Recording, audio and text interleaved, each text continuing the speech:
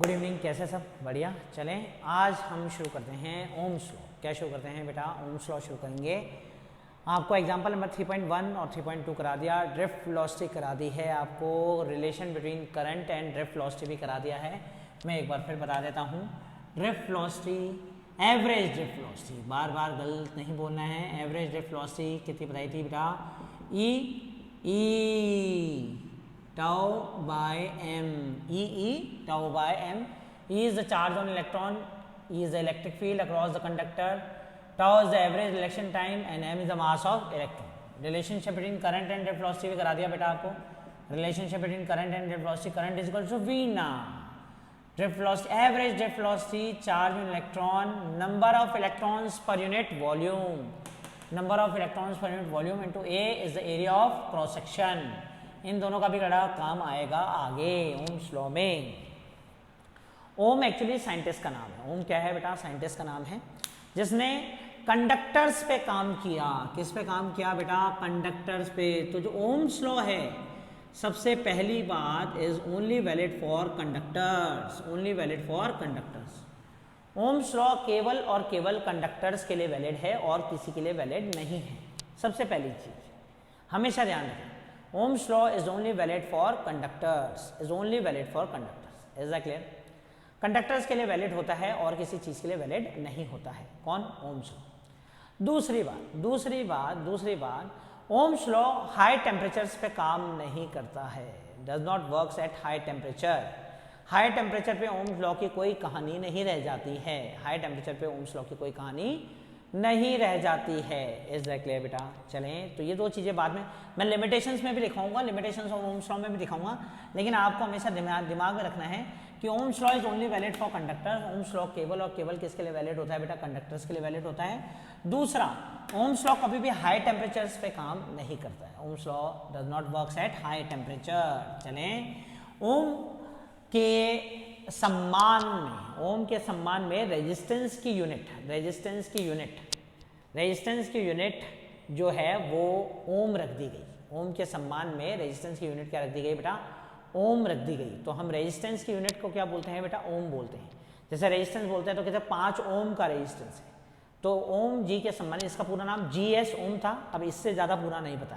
GS ओम था, जैसे conductors पे काम करा और वोल्ट मीटर और अमीटर की सहायता से, ये आपके आगे भी आएंगे, लेकिन इतना तो खैर हर बच्चों को पता ही होता है कि वोल्ट मीटर क्या होता है? Use to measure potential difference, use to measure what बेटा? Potential difference. And what is ammeter? Ammeter is use to measure current, and voltmeter is use to measure potential difference. Voltmeter is use to measure potential difference and ammeter is use to measure current. Is that clear? तो voltmeter और ammeter की मदद से, volt meter और ammeter और एक conductor और एक सेल, वोल्ट मीटर, अमीटर, एक कंडक्टर और एक सेल की मदद से V और I के बीच का रिलेशन डिस्कवर किया था ओम्स ने कि अगर एक कंडक्टर के across conductor of length L in area of cross section A, conductor of length L in area of cross section ये होता है बेटा, एरिया ऑफ क्रॉस सेक्शन ये होता है, सही है। When potential difference is applied across the ends of the conductor, ये वाली वायर की लेंथ भूल जाना भैया, केवल हम इस वाली लेंथ ऑफ वायर की बात कर रहे हैं, सही है। वैसे तो ये वाली वायर भी खा रही है एनर्जी, जो कनेक्शन कर रहे हैं ये वाली वायर भी खा रही है। मैंने मान लिया कि हम केवल इसी कंडक्टर की बात करें, मान लिया, सही है। तो length L of conductor and area of cross section A, area of cross section what बेटा? A, if it is connected to the potential difference V, if it's connected to a potential difference V, then according to Ohm's law, potential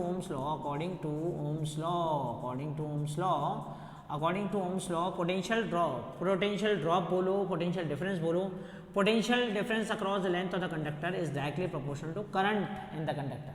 Potential difference across the length of the conductor is directly proportional to current in the conductor according to Ohm's law.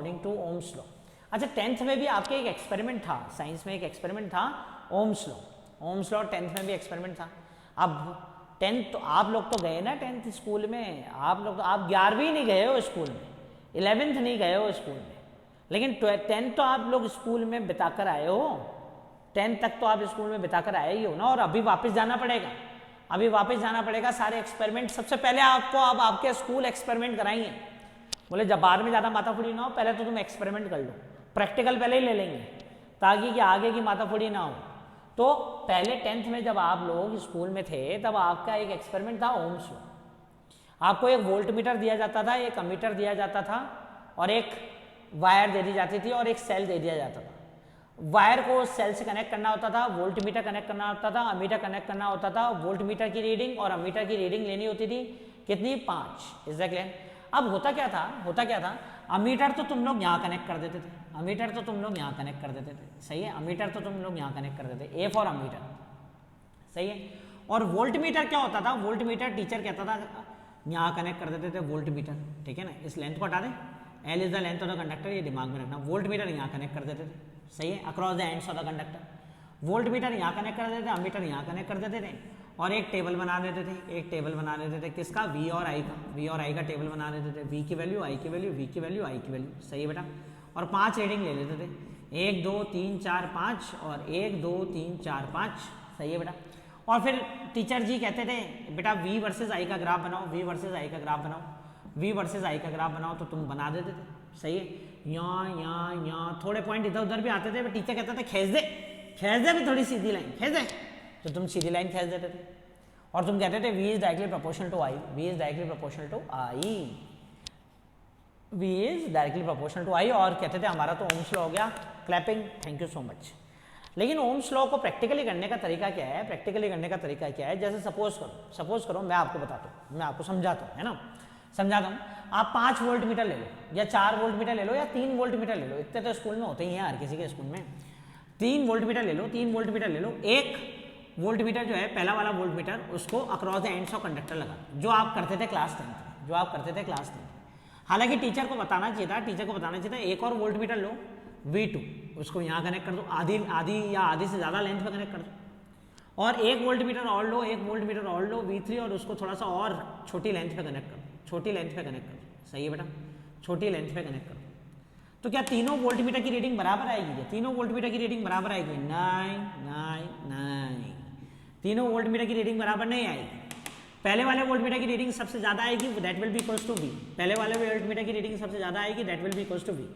मतलब जो cell लगाया है उसका पूरा potential difference. Potential क्या होता है? Work done per unit charge, एक यूनिट पे किया गया काम। तो आपने मतलब वर्क डन मतलब एनर्जी, एक तरह की एनर्जी यहाँ लगा दी है। अब ये एनर्जी पूरे कंडक्टर में जा रही है, तो ये पूरे कंडक्टर में आते आते V1 किसके बराबर हो जाएगा बेटा? V के बराबर हो जाएगा। V1 किसके बराबर हो जाएगा? V के बराबर हो जाएगा, जो कि आप 10th में करते थे। लेकिन अगर मैं लेंथ इतनी लूं तो इस सेल की पूरी एनर्जी इतने से लेंथ में तो काम में नहीं आई ना बेटा।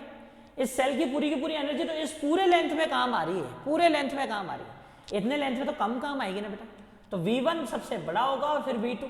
फिर अगर मैं एक और वोल्ट मीटर लूं, यहीं तक कनेक्ट करूं, यहां से यहां तक ही कनेक्ट करूं, तो इस सेल की पूरी एनर्जी यहां तक तो काम नहीं आई ना बेटा। सेल जो हमने लगाया है उसकी पूरी एनर्जी तो इस पूरे कंडक्टर के इलेक्ट्रॉन्स को मूव कराने के लिए काम में आ रही है। चलो। अच्छा, कैसे दे रही है एनर्जी? क्योंकि मैंने आपको बताया था फ्री इलेक्ट्रॉन है, फ्री इलेक्ट्रॉन जब पॉजिटिव पोटेंशियल की तरफ आगे जाएंगे, when an electron move from lower potential to higher potential, they will suffer collision। Example number 3.2 में सारे बताए थे, कोलिजन होगा, एनर्जी लॉस करेगा। अब एनर्जी लॉस कर दी तो फिर इलेक्ट्रॉन आगे नहीं बढ़ेगा, तो फिर करंट कैसे आएगा? इलेक्ट्रॉन को आगे बढ़ाने के लिए हमने एनर्जी पहले ही लगा रखी है रे भाया। सेल की एनर्जी, किसकी एनर्जी?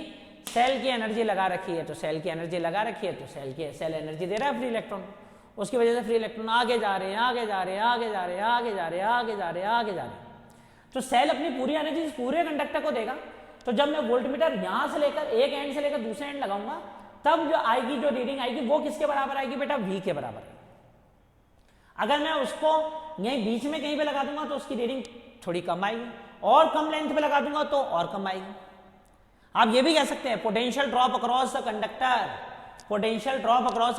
कितना काम आ रहा है मेरे सेल का पोटेंशियल अक्रॉस द कंडक्टर।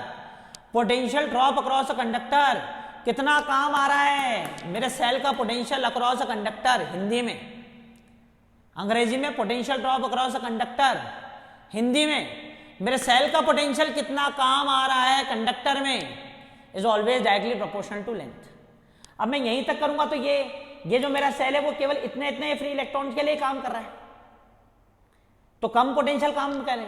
ये पूरा पोटेंशियल जब मैं पूरे कंडक्टर के अक्रॉस लगा दूंगा तब जाकर V1 बराबर V आएगा, क्योंकि ये जो पोटेंशियल डिफरेंस मैंने लगाया है वो पूरे कंडक्टर के लगाया रे। इसका मतलब कि इसका यहां तक जो एनर्जी है वो कम काम आ रही है, यहां तक एनर्जी और भी कम काम आ रही है, यहां से लेकर यहां तक एनर्जी पूरी की पूरी काम आ रही है, तभी बोलते हैं V is always directly proportional to I। जितना ज्यादा इलेक्ट्रॉन्स पे काम करेंगे एक एंड से दूसरे एंड तक, तभी उतना ही ज्यादा क्या डेवलप होगा बेटा, पोटेंशियल ड्रॉप होगा किसमें, कंडक्टर। इसलिए बोला जाता है V is always directly proportional to I। और V3 उससे भी छोटा, V3 उससे भी छोटा। आया समझ? मतलब अगर जैसे मैंने यहाँ पे 5 जूल लगाया, यहाँ पे कितना लगाया, 5 जूल पर कूलम, 5 जूल पर कूलम वोल्ट की यूनिट, वोल्ट की 1 वोल्ट, 5 वोल्ट लगाया, ऐसा बोल सकते हैं 5 वोल्ट लगाया।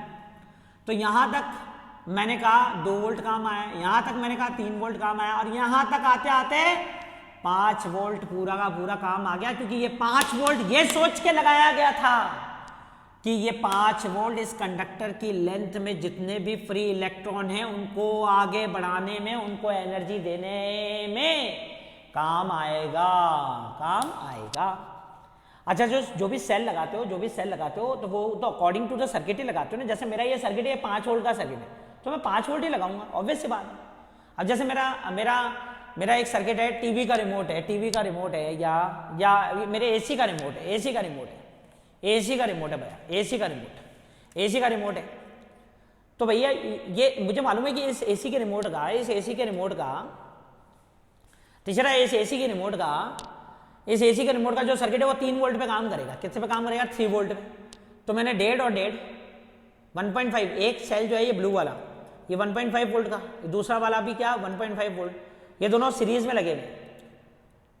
टेलीविजन के रिमोट में, एसी के रिमोट में जो ये सेल लगते हैं, टेलीविजन के रिमोट में और एसी के रिमोट में जो सेल लगते हैं ये सीरीज में लगते हैं। देखा करो, पॉजिटिव नेगेटिव देख लेना, कभी तुम्हें मालूम नहीं है, तुम सोचो पैरेलल में लगे हुए, नहीं, रिमोट में सेल सीरीज में लगते हैं। रिमोट में सेल किस में लगते हैं? सीरीज में, क्योंकि बाजार में 3 वोल्ट की बैटरी तो अवेलेबल है नहीं, या 3 वोल्ट का सेल तो अवेलेबल है नहीं, 1.5 वोल्ट की अवेलेबल है, तो 1.5 और 1.5 1.5 और 1.5। और किसी को 6 वोल्ट से चलाना हो तो 4 लगाओ, 1.5 और ये सीरीज में होते हैं। देखा करो, कभी खोल के देखना, टीवी का रिमोट और एसी का रिमोट खोल के देखना, पॉजिटिव नेगेटिव, ऐसे तो पॉजिटिव नेगेटिव, एक के पीछे एक, पॉजिटिव नेगेटिव, समझना, एक के पीछे एक होते। अच्छा, पहले के जमाने में वो टॉर्च जलाते थे, आजकल तो क्या इन्वर्टर हो गया, लाइट चली जाती है तो टॉर्च जलाते थे, उसमें एक सेल डालते थे, फिर दूसरा पे पॉजिटिव नेगेटिव, सेल सीरीज में लगते। 6 वोल्ट से कोई सर्किट चलाना हो तो 4 सेल लगाओ, 9 वोल्ट से चलाना हो, 9 वोल्ट से चलाना हो बेटा, 9 वोल्ट से चलाना हो तो 9 वोल्ट की बैटरी आती, 9 वोल्ट की बैटरी आती है, 9 वोल्ट बैटरी, 9 वोल्ट से भी चले। आया समझ? तो बेसिकली डिपेंड करता है क्या सर्किट है। अगर आपका सर्किट 5 वोल्ट का है तो आप 5 वोल्ट ही लगाओगे ना, उसी हिसाब से देखेंगे, अपनी मर्जी से नहीं लगा देना है ये। अरे मेरे पास तो 50 वोल्ट है, लगा दे, अरे उड़ जाएगा ना सर्किट। अब तुम्हारे रिमोट काम कर रहा है 3 वोल्ट से, इस 3 वोल्ट की जगह मैं 9 वोल्ट की बैटरी लगा दूं, 9 वोल्ट की बैटरी उड़ जाएगा, एसी का रिमोट उड़ जाएगा भैया, उड़ जाएगा। 3 वोल्ट चाहिए तो 3 वोल्ट ही देना पड़ेगा। अब जैसे इस कंडक्टर को 5 वोल्ट चाहिए तो मैंने कितना लगाया? 5 वोल्ट, जितना चाहिए उतना ही लगाते हैं। 5 वोल्ट लगाया तो अब इस पूरे कंडक्टर में 5 वोल्ट ड्रॉप होगा, मतलब एक एंड से लेकर दूसरे एंड वोल्ट मीटर लगाओगे तो 5 वोल्ट आएगा। अगर बीच में कहीं लगाओगे तो 5 वोल्ट थोड़ी काम हुआ है भाई, अभी तो इतनी लेंथ पे काम हुआ तो 3 वोल्ट, इतनी लेंथ पे काम हुआ तो 2 वोल्ट ही ड्रॉप आया समझ। तो potential drop is always directly proportional to current, and this proportionality sign has been removed by a constant called by ohm, that is resistance V is equals to RI, ये R ही तो energy loss है किसका? Free electron का। जब free electron lower potential से कहां जा रहे हैं? Higher potential. इलेक्ट्रॉन कहां से कहां जाते हैं? Negative to positive, lower to higher potential, electron कहां से कहां जाते हैं? Lower to higher potential. किसकी वजह से? सेल की वजह से। लेकिन ऐसे जब जाते हैं तब टकराते हैं, किससे टकराते हैं? पॉजिटिव आयन से। किससे टकराते हैं भैया? पॉजिटिव आयन से टकराते हैं। जैसे ही वो पॉजिटिव आयन से टकराते हैं, एग्जाम्पल नंबर 3.2 मैंने अच्छी तरह से पढ़ाया, समझाया है तुम्हें। जैसे ही वो पॉजिटिव आयन से टकराते हैं, वो अपनी एनर्जी लॉस कर देते हैं, एनर्जी लॉस कर देते हैं, फिर उठते हैं, फिर खड़े होते हैं, फिर आगे दौड़ते हैं। किसकी वजह से? ये एनर्जी आपने लगा रखी है रे, ये उनको एनर्जी देता है, ग्लूकॉन डी पिलाता है, फिर आगे भगाता है, फिर टक्कर खा जाता है, फिर ग्लूकॉन डी पिलाता है, फिर आगे बढ़ाता है, फिर टक्कर खा जाता है, फिर ग्लूकॉन डी पिलाता है। जब तक इसके पास ग्लूकॉन डी है तब तक इलेक्ट्रॉन गिरता बढ़ेगा, आगे बढ़ता जाएगा, गिरता जाएगा, आगे बढ़ता जाएगा, गिरता जाएगा, आगे बढ़ता जाएगा। जब इसका ग्लूकॉन डी खत्म हो जाएगा तो फिर फ्री इलेक्ट्रॉन को ग्लूकॉन डी कौन देगा? कोई नहीं देगा। जय श्री राम। अब कोई ग्लूकॉन डी नहीं है, बैठे रहो बिना। अरे आया तो V equals to I R, V equals to I R. और ग्राफ कैसा बनता है? Directly proportional, directly V is directly proportional to I, लेकिन not at higher temperature. Higher temperature पे जैसे अगर पोटेंशियल ज़्यादा लगा दें तो गर्म हो जाती है ना चीज़ें, गर्म हो जाती है ज़्यादा, हायर पोटेंशियल वाली चीज़ें गर्म हो जाती हैं, तो फिर ये थोड़ा सा डेविएट हो जाता है, अपने पास से क्या हो जाता है? डेविएट हो जाता है। At higher temperature, at higher temperature, at higher temperature, at higher temperature फिर ये डेविएट हो जाएगा, डेविएट हो जाएगा, स्ट्रेट लाइन से क्या हो जाएगा बेटा? डेविएट हो जाएगा। फिर ओम्स लॉ फॉलो नहीं होता है। At higher temperature Ohm's law follow नहीं होता है। लो टेम्परेचर पे कहानी है, लो टेम्परेचर पे कहानी है ओम्स लॉ। किसकी बेटा? Ohm's law. Is that clear? अच्छा, slope of V versus I, slope of VI curve, slope of VI curve, potential drop versus current, slope of VI curve क्या देगा? स्लोप क्या होता है बेटा? स्लोप बताया है ना आपको, y2 minus y1 upon x2 minus x1। Slope क्या होता है? Tan theta. स्लोप क्या होता है? Tan theta. और थीटा दे रखा हो तो बहुत ही बढ़िया, नहीं तो क्या होता है? y2 minus y1 upon x2 minus x1, y2 minus y1 upon x2 minus x1। अच्छा, y एक्सिस पे कौन है? v, और x एक्सिस पे कौन है? i। तो y2 minus y1 upon x2 minus x1 मतलब del v by del i। तो del v by del i, तो slope of VI curve, slope of VI curve will give resistance of conductor, resistance of conductor. Slope of VI curve give resistance of conductor रे भाया। Slope of VI curve क्या देता है? Resistance of conductor. Is that clear? तो Ohm ji ने कहा था कि potential drop across the length of the conductor is always directly proportional to the current in the conductor. V is always directly proportional to I, और इन चीजों को ध्यान में रखना थोड़ा भाई। V is directly proportional to I, इन चीजों को थोड़ा ध्यान में रखना मेरे भाई, कि अगर आप एक एंड ऑफ द कंडक्टर से दूसरे एंड ऑफ द कंडक्टर पे वोल्टमीटर लगाओगे तब जाकर ये पूरा का पूरा सेल का पोटेंशियल इस पूरी लेंथ में ड्रॉप होगा। अगर थोड़े कम पे लगा दोगे तो V2 की वैल्यू V1 से कम आएगी, और कम पे लगाओ तो V3 की वैल्यू V2 से भी कम आएगी। चाहे तो जब स्कूल खुलेंगे आप थोड़े से दिनों में तो करके देख लेना, थोड़े से दिनों में स्कूल भी खुलेंगे और हम भी खोलेंगे, फिर सामने आमने सामने बैठ के दो चार बातें भी हो जाएंगी। V वर्सेस I का कर्व तो आपने बना ही दिया था, लेकिन हायर टेम्परेचर पे थोड़ा सा डेविएट हो जाता है। दूसरी बात, ये केवल कंडक्टर्स के लिए फॉलो होता है। केवल किसके लिए फॉलो होता है बेटा? कंडक्टर्स के लिए फॉलो होता है, और किसी चीज़ के लिए फॉलो नहीं होता है। हाई टेम्परेचर पे हम ओम्स लॉ को हम ओम्स लॉ नहीं मानते हैं, तब V is not directly proportional to what बेटा? I। सही है। स्लोप ऑफ VI कर्व क्या देता है बेटा? Resistance. Slope of VI curve क्या दे रहा है? रेजिस्टेंस। Is that clear? क्या होता है resistance? Resistance is the loss of energy while the free electron will travel from lower potential to higher potential in the conductor। तो ये energy loss कैसे होता है भैया? क्योंकि फ्री इलेक्ट्रॉन जब भी आगे बढ़ता है, टपक टपक टपक टपक करके, तो उसका कोलिजन होता है। किसके साथ होता है? पॉजिटिव आयन के साथ होता है। पॉजिटिव आयन के साथ कोलिजन होता है तो अपनी एनर्जी लॉस कर देता है। जो एनर्जी लॉस करता है वही एक तरह से क्या है? रेजिस्टेंस है, क्योंकि वो हिंड्रेंस है उसको आगे बढ़ने का। वो आगे बढ़ते धाड़ गिर जाता है, आगे बढ़ते धाड़ गिर जाता है, तो एक तरह से हिंड्रेंस हो गया। तो उसे हमने क्या बोल दिया? रेजिस्टेंस। क्या बोल दिया बेटा? रेजिस्टेंस। अब रेजिस्टेंस किस किस चीज़ों पे डिपेंड करता है? रेजिस्टेंस किस किस चीज़ों पे डिपेंड करता है? तो देख लेते हैं, ऐसी कोई दिक्कत वाली बात नहीं है। देख लेते हैं, कोई दिक्कत वाली बात नहीं है। तो V is directly proportional to I बेटा। V is directly proportional to I। V is always directly proportional to I, and this proportion sign is removed by a constant that is called R, resistance. And slope of VI curve, slope of VI curve, VI curve का slope क्या देगा बेटा? Resistance. V versus I का V versus I के graph का slope क्या देगा बेटा, रेजिस्टेंस। हाई टेम्परेचर पे ओम्स लॉ फॉलो नहीं होता है, ओम्स लॉ हाई टेम्परेचर पे फॉलो नहीं होता है, ओम्स लॉ केवल कंडक्टर्स के लिए फॉलो होता है। ओम्स लॉ केवल किसके लिए फॉलो होता है बेटा, कंडक्टर्स के लिए।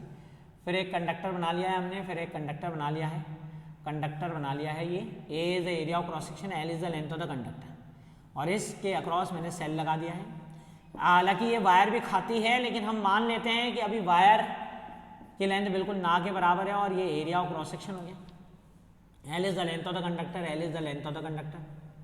अच्छा, करंट और ड्रिफ्ट, ये फ्री इलेक्ट्रॉन ये टपक टपक टपक टपक टपक टपक करता हुआ आगे जा रहा है, बीच बीच में खड्डे हैं, पॉजिटिव आयन है, जहाँ जहाँ ये गिरे जा रहा है अपनी एनर्जी लॉस करे जा रहे हैं। ऐसे तो बहुत बार गिरता है, तो कम बार गिरा है, बता दिया आपने, सही है बेटा। करंट और drift, average drift velocity, average drift velocity के बीच का रिलेशन मैं बता चुका हूँ आपको। वीना वीना ओ Veena, drift velocity, average drift velocity, charge on electron, number of free electron per unit volume in the conductor, A is the area of cross section, हमेशा बोलना है एरिया ऑफ क्रॉस सेक्शन, लोबा पता नहीं कर्व सर की जगह दिमाग, area of cross section, area of cross section, सही है। अच्छा, ड्रिफ्ट वेलोसिटी का रिलेशन बताया, और according to Ohm's law V equals to R I, V equals to R I, अभी अभी हमने देखा ओम्स लॉ, जय Shri Ram, Ohm's law V equals to R I, सही है। और वो 3 वोल्ट मीटर वाली कहानी दिमाग में रखना। अच्छा, drift velocity, average drift velocity कितना होता है, E 2/m, बड़ी है ना, E 2/m, charge on electron, electric field,